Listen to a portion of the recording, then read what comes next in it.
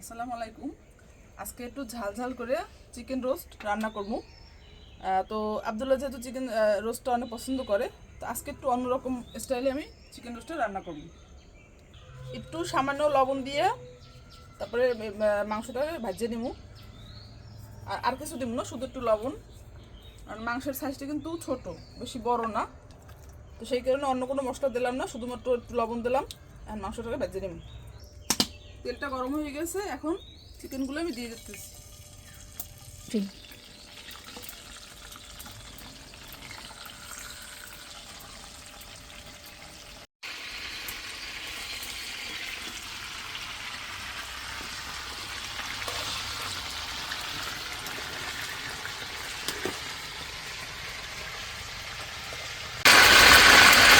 এই রোস্টের মাংসটা একদম ডিপ ফ্রাই করবো না, একটু হালকা ভাজা দেবো, একদম ডিপ ফ্রাই করবো না।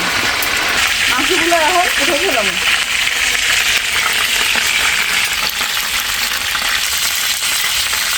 যে কড়াইটার ভিতরে মাংসটা ভাজি করছি ওইটার ভিতরে হচ্ছে মশলাগুলো আমি দিয়ে দেবো। এটার ভিতরে হচ্ছে রসুন, আদা আর জিরে, এটা দিয়ে মশলাটা কষাই নিই।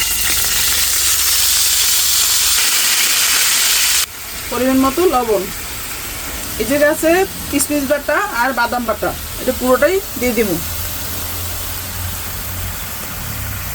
একটু লাল মরিচের গুঁড়া। এখন সমস্ত মশলাটাকে সুন্দরভাবে কষাইতে হইবে। গরম মশলার গুঁড়া, মশলা কষানো হয়ে গেছে, তারপর দিয়ে দিলাম টক দই। এখন একটু এই যে পেঁয়াজের বেরেস্তা করে রাখছিলাম, এখন একটু পেঁয়াজের বেরেস্তা দিয়ে দিলাম।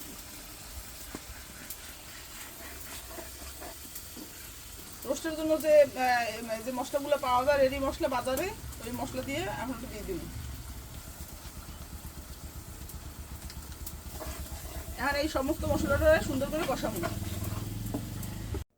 মশলাটা কষানো হয়ে গেছে, এখন একটু জল দিয়ে দেবো। জল দেওয়ার পরে যখন জলটা ভালো মতো সুন্দর করে ফুটতে উঠবে, এরপরে হয়েছে রোস্টগুলোরে আমি যে ভাজি করে রাখছিলাম ওইগুলো এখন দিয়ে দেবো।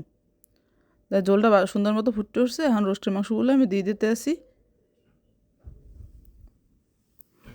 আর এখন আবার একটু দেবো পেঁয়াজের বেরেস্তা। তো বেরেস্তাটা একটু একটু পরপর এরকম করে দিলে মানে খাইতে কিন্তু খুব টেস্ট লাগে। আর আপনারা খেয়াল করছেন আমি কিন্তু কোনো কাঁচা পেঁয়াজ দিইনি। আর এখন দিয়ে দিলাম সামান্য পরিমাণ একটু চিনি। তো পরে একটু দিয়ে দিছি কাঁচামরিচ কয়েকটা আস্তা। এখন একটু মাংসটা একটু হালকা লাড়াচাড়া দিয়ে এলেই মাংসটা প্রায় হয়ে আইছে।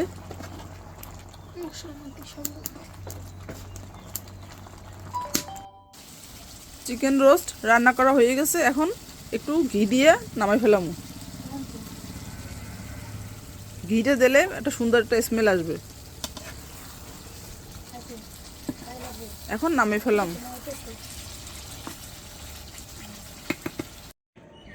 আব্দুল্লাহ, দেখো তোমার জন্য চিকেন রোস্ট আর পোলাও। আব্দুল্লাহ খাওয়া শুরু করো।